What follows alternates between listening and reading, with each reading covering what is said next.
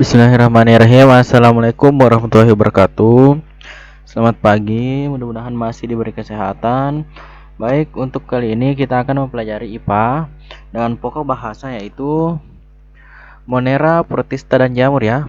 Semua kelompok ini dikelompokkan dalam kelompok makhluk hidup berukuran kecil ya, atau makhluk hidup mikroskopis. Oke, atau makhluk hidup yang tidak dapat dilihat dengan mata telanjang, harus menggunakan alat yang berupa mikroskop. Oke. Baik, langsung saja kita masuk ke materi. Pertama yaitu kelompok protista. Ingat ya, pengelompokan makhluk hidup itu berdasarkan ciri-ciri yang dimiliki ya. Kelompok protista berarti makhluk hidup yang dikelompokkan dalam protista itu memiliki persamaan ciri. Nah, kita lihat ciri-ciri yang dimiliki makhluk hidup dalam kelompok protista. Yang pertama itu selnya memiliki membran inti atau eukariotik. Yang kedua bersel tunggal uniseluler atau multiseluler. Ketiga, bereproduksi secara seksual atau aseksual. Dia bereproduksi secara kawin ataupun tidak kawin. Keempat, dia hidup bebas. Dia ada di mana-mana. Oke? Ini ada contoh protista. Kembali ya. Ini ada contoh protista, ada amoeba, euglena, paramecium. Ini adalah contoh protista. Protista itu terbagi dua. Ada protista berukuran kecil, ada juga yang berukuran besar atau makroskopis.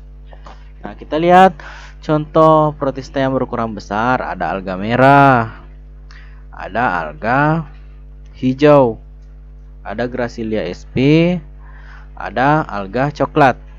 Itu ya contoh protista. Oke. Selanjutnya kita masuk ke kelompok kedua yaitu Monera. Nah, ciri-ciri yang dimiliki makhluk hidup yang dikelompokkan dalam Monera, yang pertama itu selnya tidak memiliki membran inti atau prokariotik. Yang kedua bersel satu atau uniseluler. Berkembang biak dengan cara membelah diri. Ini contohnya ada bakteri, ada alga biru.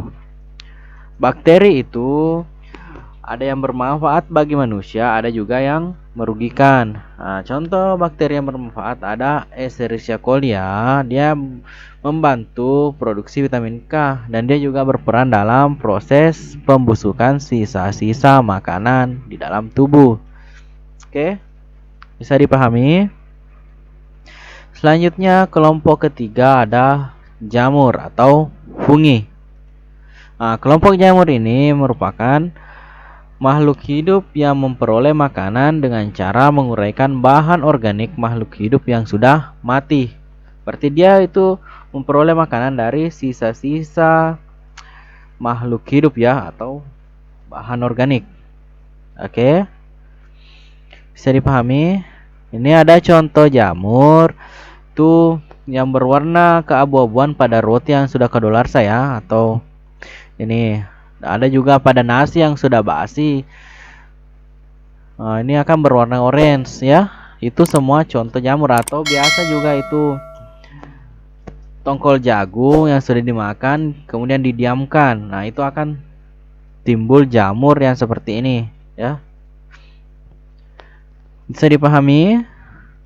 Adapun ciri-ciri jamur, yang pertama itu jamur itu tidak berklorofil. Dia itu tidak berwarna hijau ya. Dia itu berspora. Jamur tidak mempunyai akar, batang, dan daun. Jamur itu hidupnya di tempat lembab.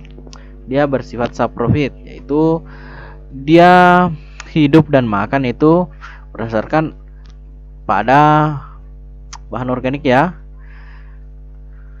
Kemudian dia itu bersifat parasit. Selanjutnya tubuh jamur itu terdiri atas benang-benang halus yang disebut hifa. Hifa ini nanti saling bersambutan membentuk miselium. Pada umumnya jamur berkembang biak dengan cara spora yang dihasilkan oleh sporogium ya, sporagium. Oke, bisa dipahami.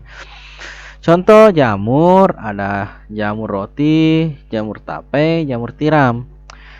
Ada juga jamur kayu. Jamur biasa yang biasa dipakai tempe, tahu itu jamur ya.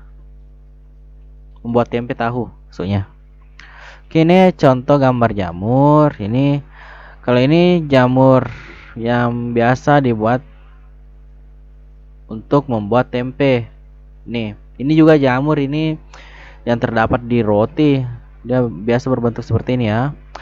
Ini ada sporanya. Nah, dengan alat ini alat perkembangbiakannya ya. Nah, ini ada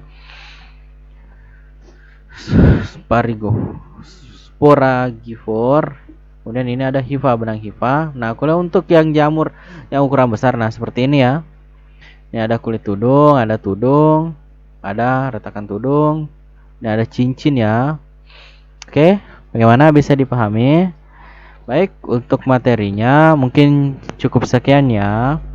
Untuk kali ini anak-anakku silahkan dicatat saja ya materinya mengenai protista, monera, dan jamur. Mudah-mudahan materi kali ini bisa bermanfaat ya. Sekian, wassalamualaikum warahmatullahi wabarakatuh.